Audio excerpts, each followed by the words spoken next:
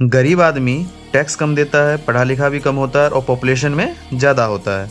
वहीं पे अमीर आदमी ये टैक्स भी सबसे ज़्यादा देता है, पढ़ा लिखा भी होता है और पॉपुलेशन में कम होता है। फिर है पॉलिटिकल पार्टी, इलेक्शन लड़ती है और फिर जीतती है, उसके बाद अपना गवर्नमेंट बनाती है। फिर कॉरपोरेट जैसे अंबानी, अडानी, टाटा एक्सेट्रा। जब ये पॉलिटिकल पार्टी गवर्नमेंट बनाती है इलेक्शन जीत कर, ये पार्टी इनको चंदा चाहिए किसके लिए? इलेक्शन लड़ने के लिए। इसको चंदा कहाँ से मिलेगा? कॉर्पोरेट से। कॉर्पोरेट पैसा क्यों देती है? क्योंकि गवर्नमेंट बनने के बाद चाहिए इनसे हेल्प। फिर ये पॉलिटिकल पार्टियां कॉर्पोरेट से पैसा लेकर प्रचार करने के लिए कहाँ जाती है? गरीबों के पास। अमीरों के पास नहीं जाती। क्यों? क्योंकि ये पॉपुलेशन में भी कम होते हैं और इनकी डिमांड भी बहुत ज़्यादा होती है। इनको रोड चाहिए, इंफ्रास्ट्रक्चर बेहतर चाहिए, हॉस्पिटल चाहिए, डेवलपमेंट चाहिए, एजुकेशन चाहिए। वहीं पे गरीब को क्या है? गरीब इनमें से किसी भी चीज़ की डिमांड नहीं करती।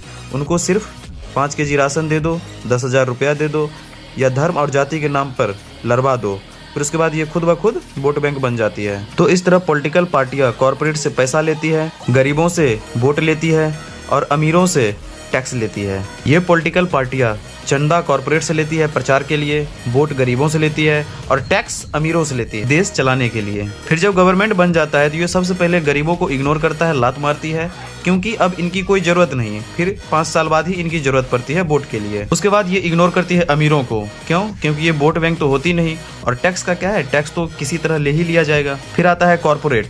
कॉर्पोरेट का क्या है? ये इलेक्शन में गवर्नमेंट बनाने में पार्टीज को हेल्प कर रही होती है। तो अब गवर्नमेंट बनने के बाद कॉर्पोरेट को चाहिए हेल्प। क्यों? क्योंकि कॉर्पोरेट जो है मार्केट में अपना दबदबा बनाना चाहता है, तो इसलिए कॉर्पोरेट अपने अकॉर्डिंग पॉलिसीज बनवाती है, अपने मनमाने ढंग से पॉलिसीज बनवाती है। फिर गवर्नमेंट कॉर्पोरेट को पॉलिसीज बना देती है और इस तरह से किसी एक या दो कंपनी का एक फील्ड में कब्जा हो जाता है। जैसा अभी टेलीकॉम इंडस्ट्री में एयरटेल और जियो का है।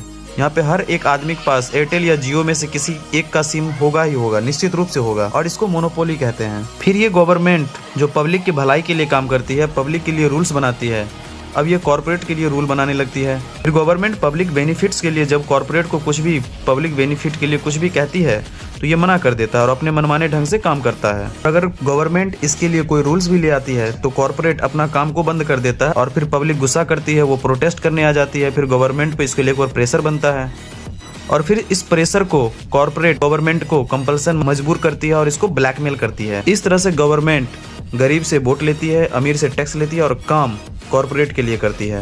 इसलिए जितने भी पढ़े लिखे लोग हैं गवर्नमेंट पे नज़र बनाए रखें, उनकी कमियों को ढूंढे, क्योंकि गरीब आदमी को तो डेवलपमेंट से कोई मतलब नहीं है, इनको एजुकेशन से भी मतलब नहीं है। इनको सिर्फ 5 केजी राशन और 10,000 रुपये अकाउंट में मिल जाए, धर्म और जाति के नाम पर डिबेट करने को मिल जाए और यही इनको अच्छे दिन लगता है।